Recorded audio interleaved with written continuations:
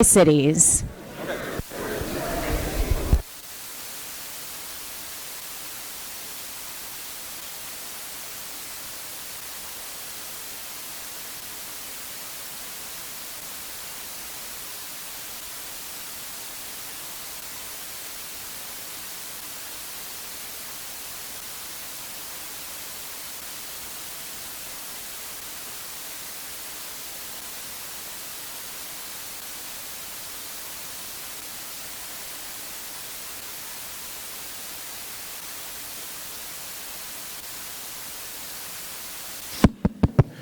Okay, well, welcome back. Just by way of introduction, my name is David Reeploeg. You've already heard from TRIDEC, but I serve as Vice President for Federal Programs with TRIDEC. And really glad to have you all here. Welcome to the Tri-Cities. Thanks to the ECA team for putting on this conference here. As you've already heard, we're really excited about all the things happening across the country in nuclear energy, and really excited about some of the prospects and some of the projects that are underway here in the Tri-Cities as well. As you've heard, we are a very nuclear community. We're really proud of our legacy, going back to the Manhattan Project in World War II all the way through today.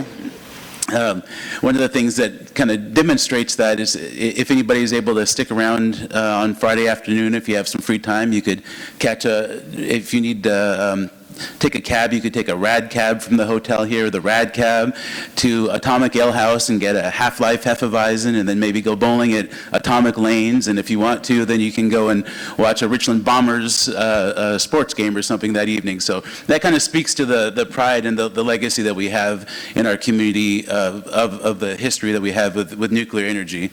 And that goes through the middle part of the 20th century, with the in-reactor being energized, creating electricity, as Carl mentioned earlier. The Fast Flux Test Facility, now we're home of the Pacific Northwest's only commercial nuclear reactor, and Pacific Northwest National Laboratory is doing some really great work in nuclear energy research as well. And we're really excited about what's to come. And so that's really what the focus of this panel is. And so I'll just do a quick introduction of my panelists here, and then we'll just hand it over. And we have, I think, 7 panelists and about 45 minutes to give everybody time to talk, so it's going to be fast, but we're also going to preserve some time at the end, so if there are any questions, we'd welcome that question and answer session as well. So to my left is Greg Cullen, who is the Vice President for Energy Services and Development at Energy Northwest. Then we have Senator Mark Mullet from the Washington 5th Legislative District. And after that, we have Dr. Ben Rinke. He's the Vice President of Global Business Development with XEnergy.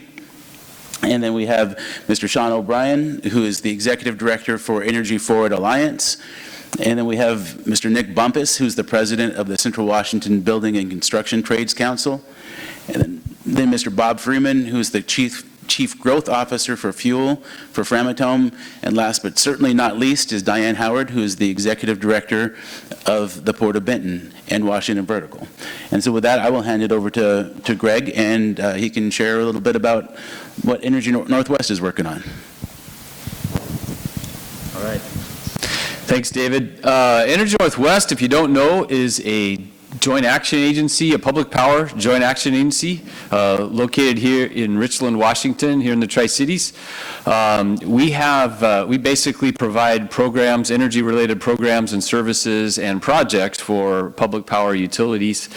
We have a 100% clean portfolio of generating assets that includes hydro, wind, solar, batteries, and we operate Columbia Generating Station, the only nuclear energy facility really within about 1,000 miles, but certainly here in the Northwest.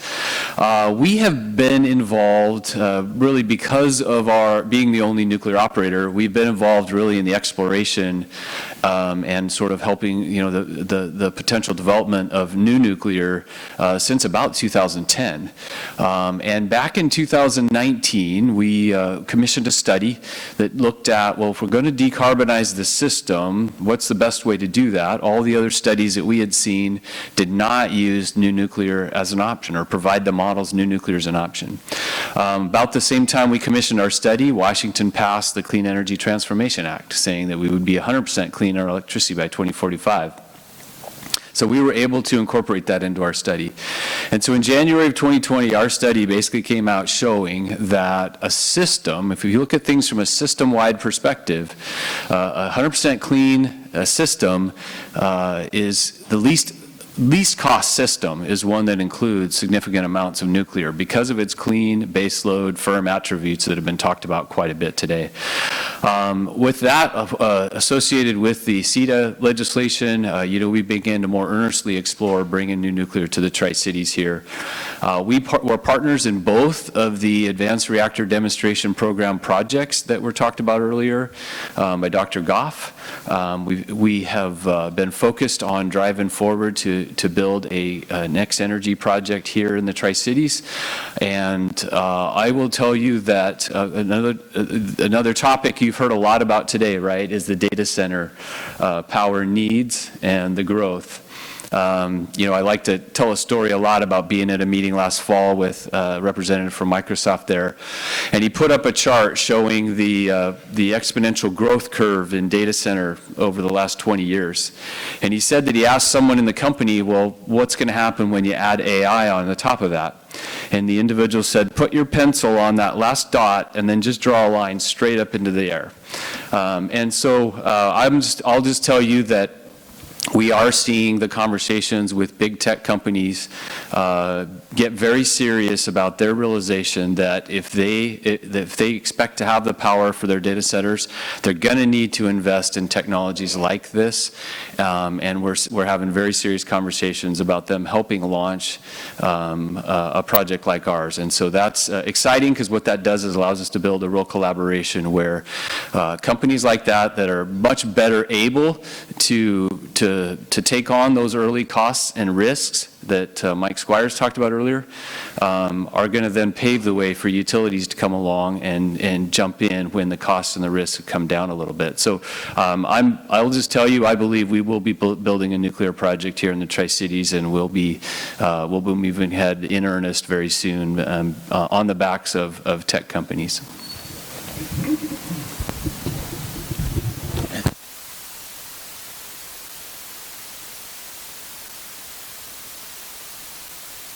I'm live.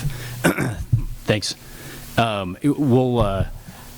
first of all try not to repeat everything that Greg just said because he said it very succinctly and very well. It's a pleasure to be here on this stage, especially with all of the people and the organizations represented here. What I wanted to briefly focus on is to tell you why we at XEnergy are so excited about coming to the Tri-Cities. I think in general, this is an exciting time for nuclear. It's been, as Greg described, an exponential curve in data center growth. I think there's also been an exponential curve in interest in new nuclear over the last 2 decades, and we're really starting to pick up steam at this point. So we at XEnergy are developing a high-temperature gas reactor. It's a Gen 4 reactor, and if you want to stick around for the last session of the day, I'll tell you more about it and tell you about our cool fuel that can't melt in the reactor under any scenario. But we have a reactor that is ready to be brought to market now, and through the U.S. Department of Energy program that Mike Goff described earlier, we are bringing those reactors to market, first with a 4-reactor project in Seadrift, Texas, in partnership with Dow Chemical, where we'll provide both heat and electricity to decarbonize an existing petrochemical facility. And then our first fully commercial program, next reactor project will be here in the Tri-Cities. And Energy Northwest, as Greg said, has been the key partner for us for really the last, 4 or 5 years. I mean, we've been in discussions with y'all. And the leadership that's been demonstrated by Energy Northwest to work throughout the community and throughout the state to really lay the groundwork for the economic case for SMRs to be the building blocks of the economic future here in Washington, I think is second to none. And so we've benefited greatly from our partnership with Energy Northwest. Meanwhile, the entire community here in the Tri-Cities area has really rallied around the future industrial growth on the back of the potential of new SMRs. I don't think that's really replicated anywhere else in the country to this degree. You've got it across the board. I think what you'll hear from the folks here on the panel today is everyone from economic development to, the reason this meeting's here today, thinking about the future use of the cities that have really been the leaders in the Department of Energy programs over the last many decades. You've got it from congressional leadership, from state level leadership. I could go on and on, but the long history and pedigree here is why this first fully commercial project will be for XEnergy here in the Tri-Cities area. I think it's going to become a springboard for many projects in the future, both here in Washington to enable a clean energy future, as well as deployments around the United States and around the world. So we're really excited about it, and I'm happy to answer any questions later, but I'll quit talking for now. Thanks.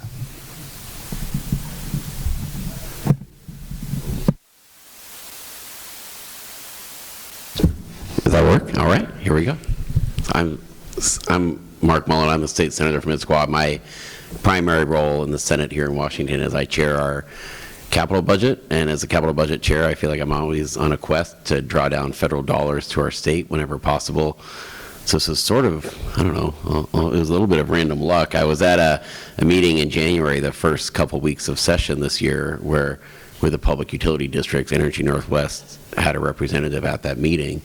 They brought up that they thought there was an opportunity if the state was willing to put up $25 million, that we could start the process of hopefully drawing down billions of federal dollars to try to make this a pilot project for small modular nuclear. It was not in the governor's framework, so there was no funding set aside for that $25 million when we started session in January. And I think it was actually probably the largest item to get to the finish line in the capital budget that was not discussed the prior year. Normally, really large investments like that, you start penciling them out, 6 to 9 months before session starts. So it was a big success story, I think, to get the $25 million in the budget that passed in March. And I'm optimistic that if it works here, we have a coal facility in TransAlta that's going offline next year. I think as places where you can do small modular nuclear and take advantage of transmission lines that already exist seems like a really great way to solve the problem. And my life outside of the legislature is I have 4 Ben and Jerry's ice cream stores. I always say when the power goes out, it's really expensive for me. I don't want 99% reliability. I want 100% reliability. And so I do think nuclear brings that base load reliability. And we had an article in our paper here just the last week highlighting in the next 3 or 4 years, it's already going to be challenging for us to meet the electricity demands that are going to be put on our grid. And so it is, to me, the only way it pencils out is to embrace nuclear. But I will say, in my budget, we funded 300 different projects. The one that caused me the most grief in terms of public testimony yelling at me was the funding of the $25 million for this nuclear project. So it did highlight to me that we have a huge educational effort, I think, to kind of explain to people this isn't your parents' nuclear energy, I guess, and this is the challenge ahead of us. But it's great to be here. Thanks for being with us, Senator Mullet. I'm Sean O'Brien. I have the privilege of leading a new organization that our community has spearheaded called the Energy Forward Alliance. I'm housed at TRIDEC, so very much in that economic development model there. But over the last few years, a handful of executives from our community have come together and said, hey, we all want to be a part of this clean energy conversation and this movement toward decarbonization. And they're obviously at the national level, the state level. There's a tremendous amount of opportunity right now, and we have to make sure we're capitalizing on it as a community right here in Tri-Cities. And so together, they came together and said, we need a single entity that has helped driving this, because whether you're Energy Northwest, P&L, Lamb Weston, a potato manufacturing company here, CPCco, one of our partners out at the Hanford site, Washington State University Tri-Cities, with a college campus they're running. Each of them have day jobs. They each have their own tasks at hand, but we as a community together also want to make sure that we're being a part of this conversation. So that was where EFA was born, and we're all 6 months in now. And I think, I come from the DC background. I was with Congressman Newhouse for 8 years, and over the last 10 years or so, but particularly the last 5, there's obviously been a tremendous amount of movement at the DC policy level in this space, and particularly with the support of nuclear opportunities. And I think the exciting part about what our community has done in creating this organization is perhaps provide a model that other communities around the country can be adopting that can help be that middleman between the utilization of these funds at the federal level and the implementation and partnership with communities, businesses, the entities that are already here existing, because there is a big gap, right? We wouldn't know XEnergy without building that relationship, right? And so I think that we have an opportunity, and would really encourage, conversations with our partners through ECA at looking at how other communities can follow that same model on how we can make sure that it's at the local level, the true deployment of these opportunities for decarbonization and clean energy can really be successful. So really excited about, I think, that key word that I'm certainly hearing today, and that I would also impart is just the opportunity there. Thank you. All right. So my name's Nick Bumpus. I'm the president of the Central Washington Building Trades Council, and additionally I have the honor and the privilege to be the business manager of the Plumbers and Steamfitters Union Local 598 here in the Tri-Cities. As president of Building Trades, I represent 14 building and construction trades union affiliates through Central Washington, and everything from your iron workers to your electricians to your plumbers to your cement finishers, and really the folks that are building America, as we like to say, in building Central Washington. I am very, very proud to be here today because it takes a village. I think this room is an example of that. I think this panel is an example of that. And it takes a village to do something like we're trying to do as a community. I think, I like to say figures don't lie and liars figure. And when the building trades start to look at what it's going to take to really overcome the challenges of climate change, to add grid stability and the future of energy for the United States, there is really one answer to me, and that's nuclear energy, and that is advanced nuclear energy and the future of that. And we're in a unique position, really, as building trades unions here in Central Washington, because nuclear is in our DNA. Many of the local unions that are established here are very much established because of the support that was needed to the federal government and to the United States for the Manhattan Project. And so, our crafts folks all the way through the region are very familiar with what it takes to build and maintain commercial nuclear power generation, nuclear weapons cleanup, the risks that are associated with those, and the quality that is demanded by that industry. So, I think the message that I want to give to all of you is I'm very proud that we're finally in this position. Our membership was hoping for a tsunami when it comes to a sea change in Washington State for support for nuclear energy. We've been hoping for that. We've been preparing for that. And I cannot wait to partner with everybody in this room to supply skilled, qualified people to signatory contractors to help build these projects. And hopefully, we can be the example and the model for the rest of the country to get on track with these things. So happy to be here. Thank you. Hi, I'm Bob Freeman from Framatome. It's interesting that you use the word tsunami. That's actually what it's what we, in our house for our strategy, we say there's a tsunami level of change coming. So it's sort of interesting. We've never spoken about it before. So about a year and a half ago, maybe a little less, Ultra Safe Nuclear came to Framatome and asked us if we would be willing to partner with them to make TRISO fuel. So, and they were shopping around. They had a number of different states that they were looking at. So we went over to TRIDEC and we chatted with them and we said, how can you help? And sort of like the start of a bad joke, Diane Howard, Carl Dye, and the Vertical folks went into a bar. And they come out, and all of a sudden we're connected with Representative Berard, Representative Connors, Senator Benke in Newhouse, the Governor Ensley, and very importantly the City of Richland, Joe Shizzle, that's a tough name, Schissel, Mandy Wallner, and John Amundsen. And all of a sudden, like within a few weeks, few months, proposals are put in our hands, programs, action, absolute action. We beat out 2 other states by bringing United States Nuclear, USNC here to Richland, Washington. That effort started a year ago. We're looking to sign a joint venture once we get government approval to move forward, and it's set up in 3 different stages to move forward. I'll show those on a few slides later. But more importantly, the amount of support, as soon as we asked, that fell into our hands. We hadn't been a company that had been looking for a lot of state or local support for the last 50 years, so this was new to us, and they shepherded us through every step of the way. Very, very helpful, and that allowed us to attract. Further, our global leaders came over one day and they were curious a little bit about whether or not this was real or people over here were just, making a bunch of noise.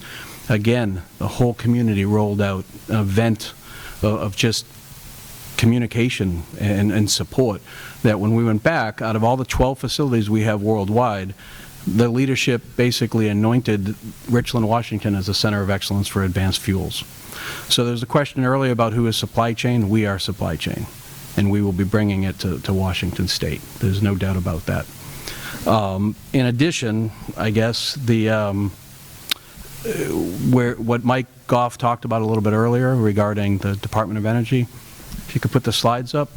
The first slide should show when we got here in 1969 under Jersey Nuclear, ExxonMobil, Siemens Power Corporation, then Framatome. This is what it looked like. This is our first building. It's still there. It's still our entrance. We need to modernize it a little bit. We might need your labor. It is a little dated. But the next picture shows what our expansion is planning to look like if we, and when we get, hopefully get the award from the Department of Energy later this month. The plant is on the left, the existing plant. The new plants will be on the right, and that's phase 1. That's where we bring in the HALEU work, the deconversion work, the metallization. And then the next photo, if you could add to the next slide, shows the expansion that we plan to do with USNC in phase 2 of the TRISO work. This is currently, we have 600 to 1,000 employees that we've had at the site, and we expect that this will double. That's it. Thank you. Good morning. My name is Diane Howard. I am here with 2 hats on. I'm the Executive Director for the Port of Benton, and I'm also the Executive Director for Washington Vertical Innovation Cluster. And I'm actually here kind of as a close to share 4 key points. For us, Vertical is a nonprofit industry-led innovation cluster that was formed in 2022. It's part of the first cohort of Washington State's Innovation Cluster Accelerator Program. The investment by the state has really helped us propel our efforts as we advance deployment of next-generation nuclear technologies in Washington and beyond. We have a 3-member board. A couple of them are here today. Ken Langdon with Energy Northwest, Fred Hughes with Fluor, and unable to be here with us is Jeff Witt from Framatome Lynchburg.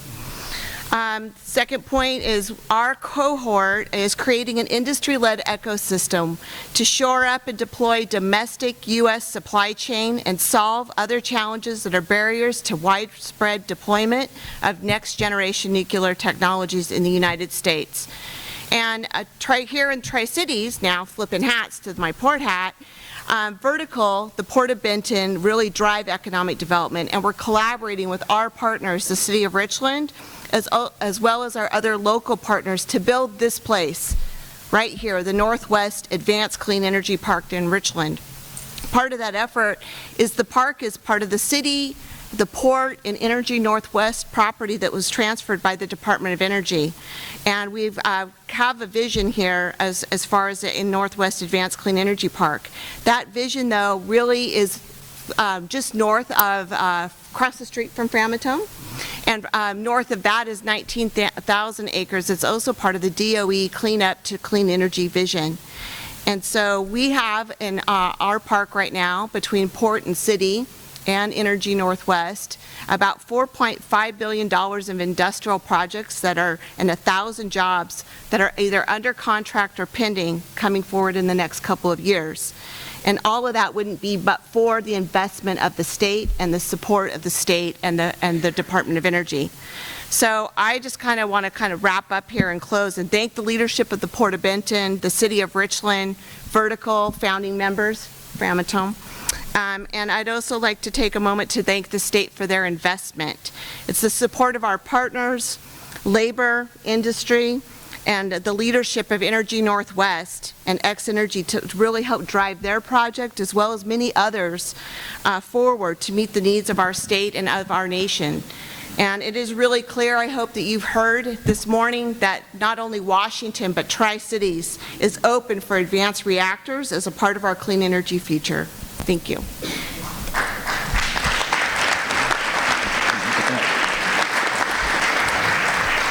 So we have about 6 or 7 more minutes before we wrap up, so I would invite any questions from the audience if there are any, but maybe I'll kick things off with a question to you, Senator Mullet, first. We heard already from Representative Berard, a Republican legislator from Eastern Washington. You're a Democratic legislator from Western Washington. Can you kind of speak to what led you and perhaps some of your colleagues in the legislature to kind of recognizing the importance of new nuclear generation and the role it can play in helping the state to meet its clean energy decarbonization goals? Well, I think, to me, it was just the math, the science and math of it just doesn't really give you any other realistic options. It seemed like, and I'm not saying I'm an expert on it, but it seemed like you would have to build almost 3 times more renewables if you don't have nuclear reliable base load. And so I was trying to explain to my colleagues on the Democratic side that this is actually a much more thoughtful approach, because as right here in the Tri-Cities, we know the renewables also bring their own challenges, right? I mean, from the current windmill project over here. And so I think that, to me, it was really that message of saying, if you don't have the reliable base load coming from nuclear, you're going to basically be forced to build out a lot more renewables than you would otherwise, and that just doesn't make any financial sense. And I don't know, the message got through this session, I feel like, and so it is, I think, signs of progress, because we've set these clean energy targets. There is no mathematical way to meet the targets without having discussions like we are here in this room. Great, thank you. Seeing no other questions, I'll ask another one to Nick. So Nick, I know that the trades have developed a climate jobs roadmap for our state, focusing on embracing economic and job prosperity while also focusing on our clean energy future. Can you expand on the important role of the workforce and industrial growth that they play in achieving the ambitious goals that have been laid out? Yeah. So the Climate Jobs Roadmap, I mean, I think that's a very impactful statewide document, facilitated by, whether it's construction, private sector construction unions, or public sector unions across the state of Washington. I think it's a very impactful document just by the breadth and the scope of coordination and communication that happened to create it. I mean, when you look at some of the folks that, some of the folks that were involved in those conversations as we laid out, not just the future of energy policy and what we'd like to see as trades and unions across the state and working class folks across the state, but, economic development in general. We know that we want to be here to support our data center industry and cloud computing and that storage. That takes energy. We know that a lot of the investments by the Biden administration, a lot of the policies that we're seeing and the federal dollars that are coming here for EV batteries and for hydrogen and for fertilizer and all of these things, we want to build it, and we know it's going to take energy.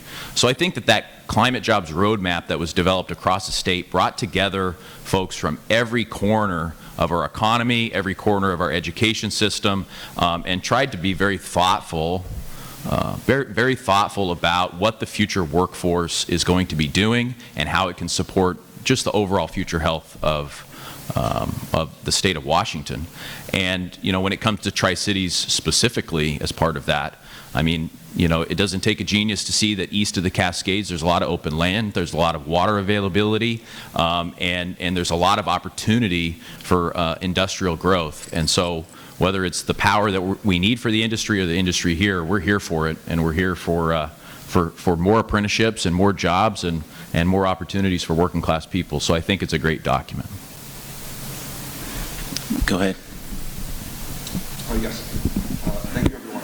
I did have a question.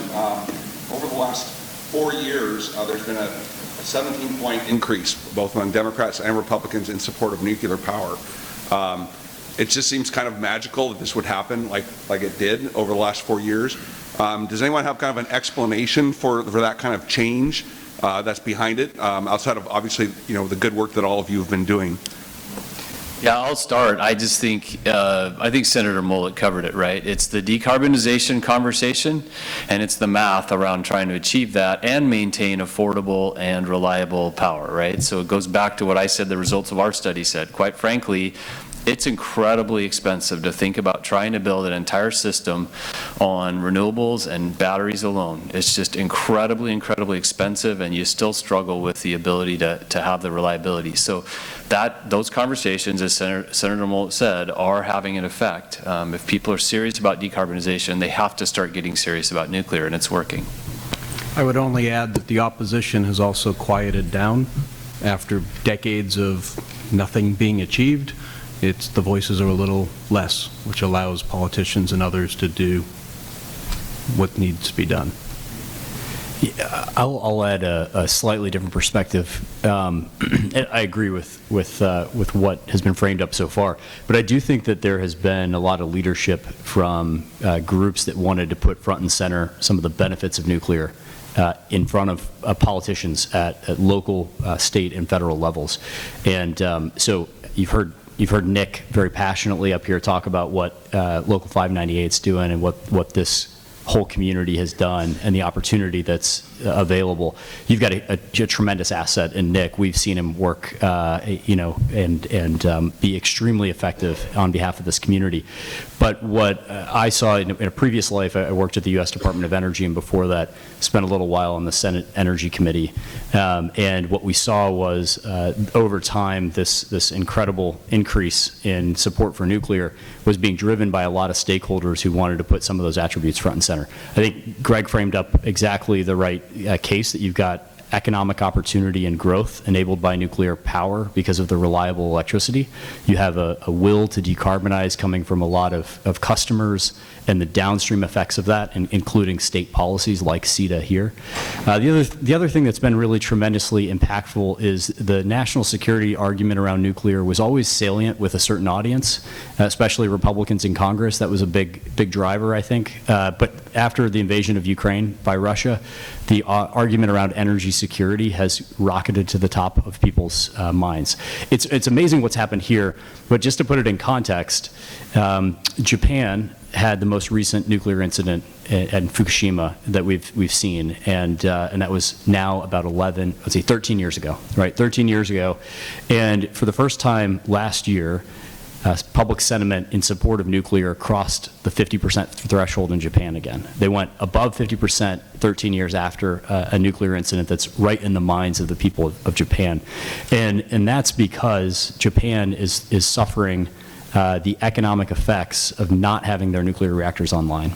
And that's heavily driven by the effects of importing natural gas and oil, the cost of doing that, and the national security threat of putting that on the open sea in the South China Sea in an area where it's under threat from their greatest enemies as well. And so when you see that type of public sentiment, the only thing that sits in the middle of the Venn diagram of tremendous economic opportunity, decarbonization, and national security is nuclear power. And so I think that has really tipped the scales. There's also one other thing, which is a lot of the negative, the anti-nuclear crowd over time has this is not a popular opinion, but over time that generation has passed away. And we've seen a young generation rising up that's highly supportive of nuclear because of those attributes. And so there's just a natural change in, I think, what the populace sees around this as well.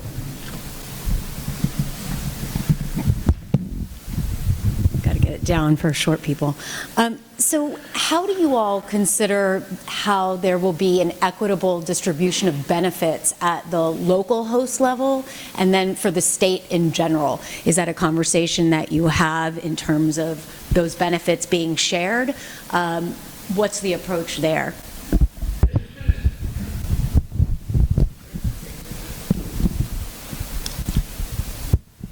Well, I don't know if this is going to cover exactly what you're asking, but I think, we've talked about most of that, right? Number one, the benefit is going to be that people's lights stay on, right, when they wouldn't. Number two, and we're going to do that while we decarbonize, which is really important to a lot of people, particularly in our state. But I think when you start talking about a project, the size of a nuclear project, we've talked about the jobs benefits, that are going to be here locally, but, you start to get into, we did a study with TRIDEC a couple years ago, you look at the secondary and tertiary effects of that, it gets pretty significant, billions of dollars in benefit. I think, but the one thing that has been talked about a little bit today, but I want to emphasize is, in the Northwest here, we've long had this reputation for all this cheap hydropower, right? Plentiful hydropower. Well, it's all gone. There's none left. So when you talk about economic development in the state or the region, there's no option right now. There is no power. And so if we want to, as a state, if we want to develop and continue the benefits of economic development, the jobs they bring and the taxes they bring, we have to have power for it. In order to have power for it, we're going to need nuclear. So I think really for something like nuclear, the benefits get significant, and again, secondary, tertiary, and beyond effects become really significant because of what it does provide.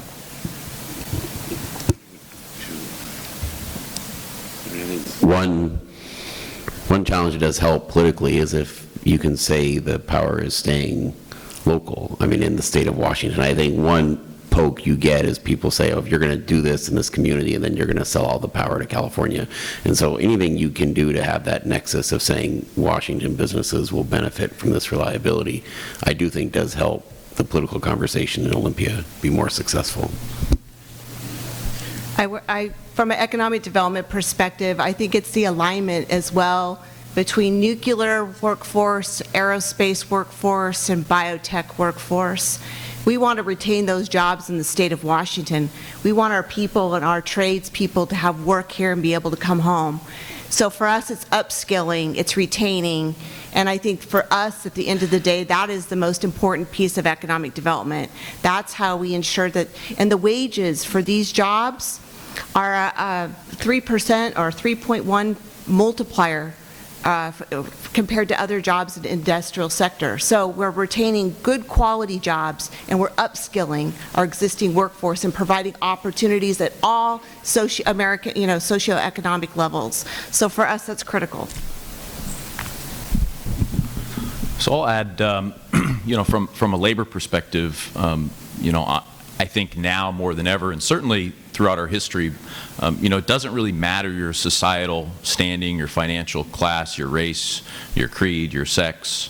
If you're willing to work hard, you can get into an apprenticeship program with the building trades, and you can achieve a fair wage, great benefits, a chance to have a retirement, and really an education and a craft that is going to allow you to have a future. And so, from an equity standpoint for us, I mean, construction and the science of construction, I view very much as a social force. It does instill a sense of well-being. It does allow us to build other industries in other parts of our economy and attract, arts and music and vibrant communities. And if you're doing that in a way that allows young people to have a craft and have a marketable skill and to earn a fair day's wage for a fair day's pay with those things, that's really the utopia I think that, we from the building trades have been fighting for a long time. So I think there's equity baked in to economic progress, especially the very thoughtful way that our legislators and our leadership and our contractor partners and the business community and the agencies and our folks in the federal government, the way that they've thoughtfully went about a lot of these investments, I think there's really no downside to this, and it just breeds and breeds more equity. So. Yeah, and I would add that, we talk about an ecosystem.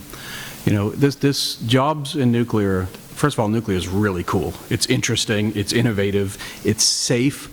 The jobs are not hazardous, typically. I mean, not at all. I mean, even the regulations of exposure, we operate 10 times lower than what the federal requirements are. It's a good industry to work in. But it feeds universities, it feeds the taxpayer base, it feeds all sorts of growth. We've noticed in the last 10 years with the decline of the industry, the lack of support, that everything started to atrophy. We were aging out employees and experience. Now we have the opportunity to tell people, you can work at this plant for 50 years. Your children can work here. This is meant to be, you know, we're not talking 5, 10 years anymore. We're talking 50, 100-year lives of existing reactors and new ones coming on. So if you can project that, if you can project that this is sustainable in real, then people will flock to it. The problem was last 10 years we were telling people it's not going anywhere. We have to reverse that. We have to pivot hard, not a small one. We have to get in with labor. Everyone's got to look at from apprenticeships up to post-apprenticeships. And that's going to happen. You're right, because these laws have been put in place, these established foundations, and now we just have to build off of them. One last thing I would add on that is it's interesting when you look at the progression over the last 15, 20 years as we've worked towards reducing carbon emissions and decarbonizing. That was always seen for a long time as this is going to kill jobs, it's going to hurt the economy, it's going to take away family wage jobs and that sort of thing. And even in the time that I've been at TRIDEC since 2017, I was on a state Department of Commerce committee to look at green energy jobs, and even then they were really sort of lukewarm about the role that nuclear energy would play in that. But now I think not only in Washington State and here in the Tri-Cities, but I think across the country we're seeing these opportunities, whether it's with nuclear energy or decarbonizing industrial production, whether it's driven by policy or by consumer demand, as an economic opportunity for entire communities or states or regions. And so I think that's been an interesting and a very positive shift for what we're all hoping to do. But the last thing to your point specifically, Kara, or to your question, is one of the Washington State University Tri-Cities, their campus here, they're becoming sort of a center of excellence for the community benefits piece of that with the Pacific Northwest Hydrogen Hub that we have a node in, with one Atlas, the Atlas Clean Energy or Clean Fertilizer Project, but also WSU being the Tri-Cities being the center of looking at the community benefits for that. But a lot of these other, especially the funding, federal funding opportunities that do all have that community benefits requirement. And so that's something that we are very closely taking a look at and trying to make sure that whether it's with just the broad spectrum of our community, multiple, I guess, socioeconomic segments, but also, I don't know if we'll see where it comes down with the nuclear energy, but we think there's a lot of really cool, exciting opportunities with some of the tribes in our region as well that we'd really like to explore further. And so I think there's a lot of exciting things to come. But with that, I think we're already over time, and probably people are getting hungry. So please join me in thanking this panel. Thank you.